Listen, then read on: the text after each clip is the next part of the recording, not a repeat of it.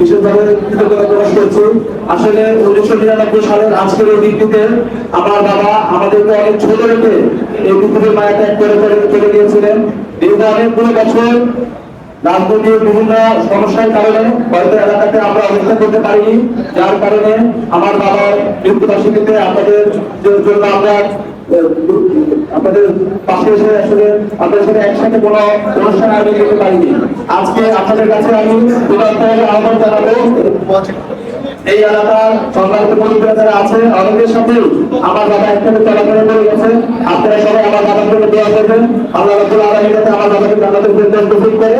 আজকে আপনারা সবাই অনেক কষ্ট করে আসলে মসজিদটি 4 তলা পর্যন্ত পুরো যে পরিমাণ আমাদের প্ল্যানিং ছিল তার চাইতে মাশাআল্লাহ অনেক বেশি লোকের সমাগম হয়ে গেছে। তার জন্য একটু বেশি সমস্যা হয়েছে।